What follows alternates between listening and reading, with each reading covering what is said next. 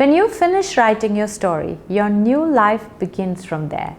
The status of an author is going to stick forever. You can't retire from it. Your books will keep your presence alive even when you are gone. So what do you do when you finish writing your book? Well, you quickly get on the life that you put on hold for your writing adventures.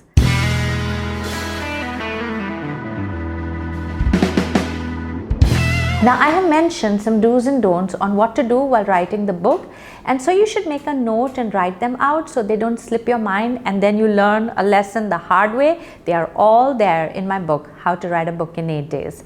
Now, don't make the mistake of reading your book right after you have written it. Leave it. Allow yourself some distance from your story and allow your characters some distance from you.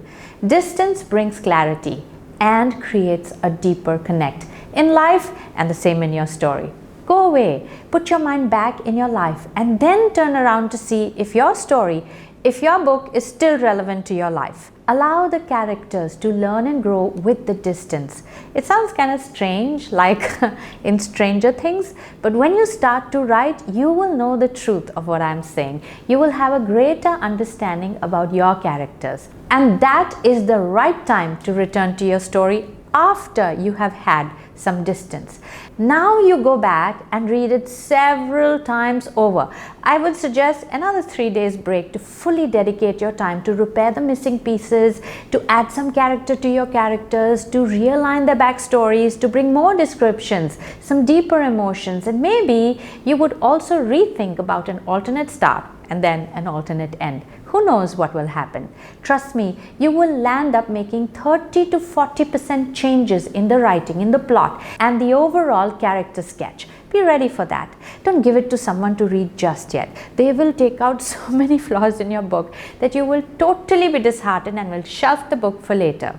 Be honest with yourself. Why do you need someone else to point out your flaws? You pick them up as you read the book. Well, you will end up reading your book several times over. On an average, I have read my books about 9 times over. And therein is your truest test of your content, whether you can bear to read it over and over again. Well, if you're excited and if you're still interested and if every reading is bringing you a deeper insight, well, you are ready with your bestseller. Now, when you're done reading and you feel that your book is good to go out into the world, into the hands of someone else, it would be a smart idea to get a proofreader who will at least polish up the basic language and grammatical errors so that your first reader doesn't get annoyed with the small, tiny hiccups. It's not necessary, but it helps and makes a big difference. It's like washing the cup of tea before you serve it to someone else. It's a hygiene thing they call in writing. And hey, when you do give your manuscript to someone to read, don't make 10 copies of it and distribute it around. Print one. Give it to someone who is honest with you and who has been a bit critical of your work in the past. You're actually looking for errors and flaws. At this point in the first draft, you're not looking for praise. You're looking for improvements. And when you get that feedback, incorporate it in your book. Remember, the reader is always right. Don't argue with the feedback. If the reader feels confused, then add the detail and explanation in your story. This is critical feedback for you, one that will make or break your career. Never make a reader or any feedback wrong. Respect your readers. I would say give your book to a youngster and a teenager. Your story should be so logical and your language should be so fluid that it should be understood by people of all ages. And then incorporate that feedback and send the manuscript off to the next reader and the next critic. You see the importance of sending it out one at a time? Else everyone will land up giving you the same feedback and you will run out of people to help you with another round of reading. And I can tell you by personal experience, people will not want to read your story again because it's time consuming and it would be too unreal an expectation to ask them to. Now that you're done with all the feedback rolling, it is the time to look for a good publisher. It's better to look for publishers in the genre of your writing. Google will be your best friend in helping you with the research on coming up with a good list. References really don't work in the publishing industry, at least not in India. Your content is all that will work. The publishers have a submission process where you send them a synopsis and 2 sample chapters of the book. They will respond to you in 2 to 3 months. If they take you on, negotiate a good royalty and a good promotion plan. Your job as a writer has not ended with your story. It has just begun, my dear author. Self-publishing is a great option these days. If you're too impatient to get a reply from a publisher, or if the publisher doesn't want to take up your work, then you may want to publish your own book. It's a great idea. You have to get on board a great editor.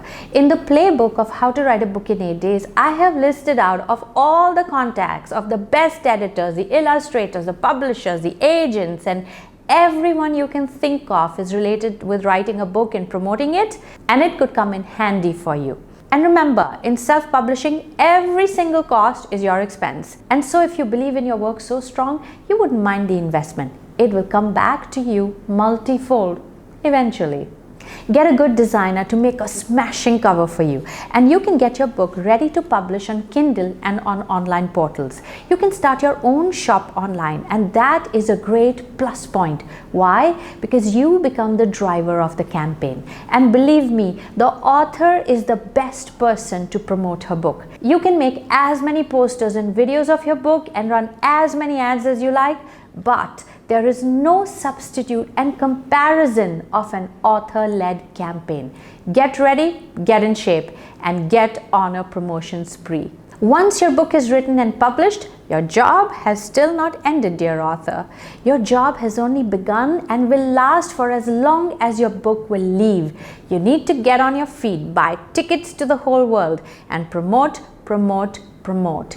And that's how it is done to be an author, a best-selling one.